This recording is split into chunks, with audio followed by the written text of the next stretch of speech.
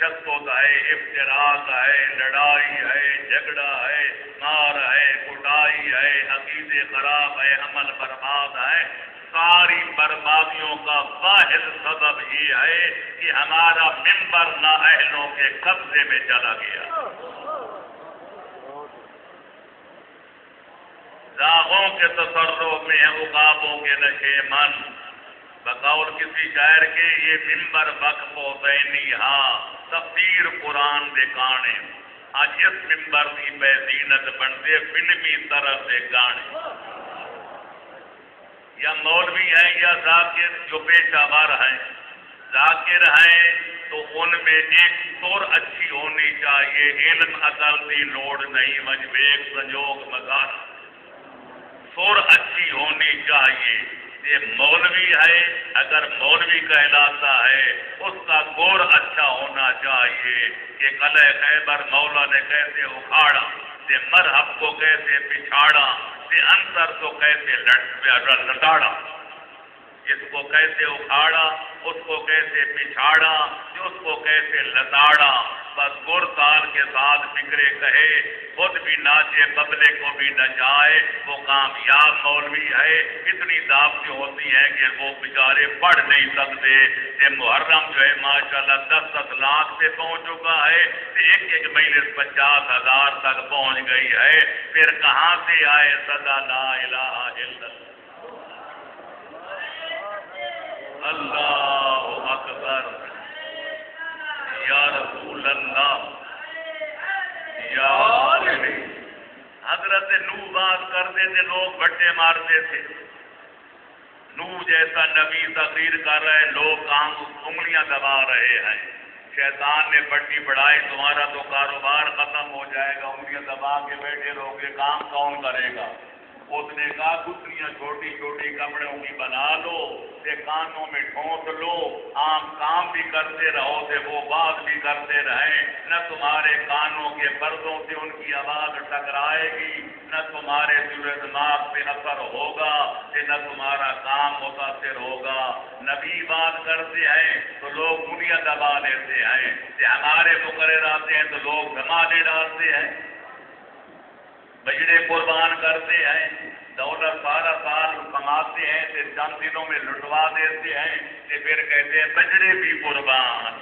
وہ 100 سال سے بجڑے قربان ہوتے ہیں، مولا کے ذکر پہ نہیں ہوتے، ورنہ قرآن بھی سنتے، 14 کا فرمان بھی سنتے، پھر عمل بھی کرتے۔ جب بات کی جائے کہ واجبات کو ادا کرو، محرمات سے بچو، تب جا کے نجات ملے گی، تو پھر مومن ہمارے دبے دبے لفظوں میں کہتے ہیں اچھا نماز پڑھ کے جنت میں جانا ہے، کہ روزے رکھ کے جانا ہے، کہ برے کاموں سے بچ کے جانا ہے، تو پھر تو عمل کی وجہ سے گئے، پھر آل محمد کو ماننے کا فائدہ کیا ہے؟ اچھا اس کا مطلب یہ ہے کہ آپ نے ان کا کلمہ اس لیے پڑھا تھا تاکہ بدماشی کا پرمٹ مل جائے، ان کو اس لیے امام مانا تھا کہ گناہ کرنے کا جواز مل جائے۔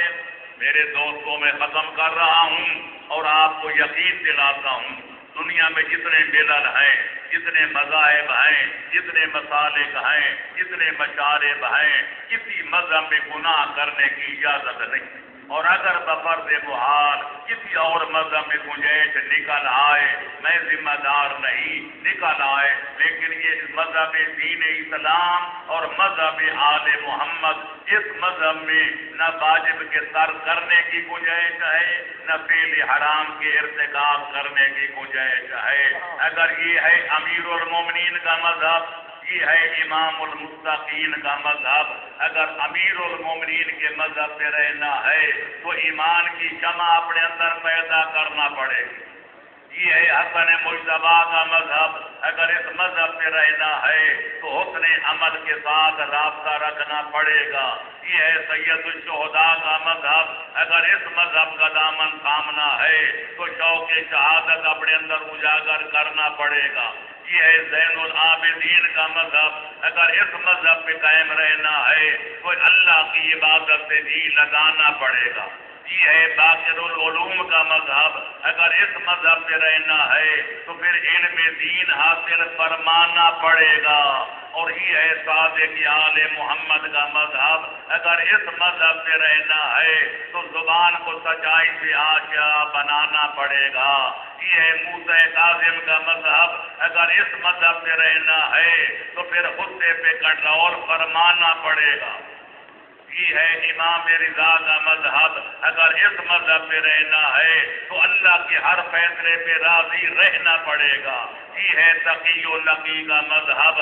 اگر اس مذہب پہ رہنا ہے تو تقوی و طہارت کا لباس زیب بدن فرمانا پڑے گا. یہ ہے حسن عصری کا مذہب. اگر اس مذہب پہ رہنا ہے تو اپنی صفوں میں اتحاد پیدا فرمانا پڑے گا. اور یہ ہے قائم آل محمد کا مذہب. اگر بار میں لال ولایت کو آخری حجت خدا ماننا ہے, ان کے دین پہ قائم رہنا ہے, بروز حشر ان کے ساتھ اٹھنا ہے, تو پھر یاد رکھو حق کے ساتھ رشتہ جوڑنا پڑے گا اور باطل سے رشتہ توڑنا پڑے گا. اور حق کی خاطر اپنا تن من دھن لٹوانا پڑ جائے تو سب کچھ لٹوانا پڑے گا, تاکہ ہم کہیں کہ یا علی ہم تو تیرے ہیں. وادی نجف بھی چند قدم بڑھا کے ہمیں گلے لگا کے فرمائے کہ میں علی بھی مانتا ہوں کہ تم میرے.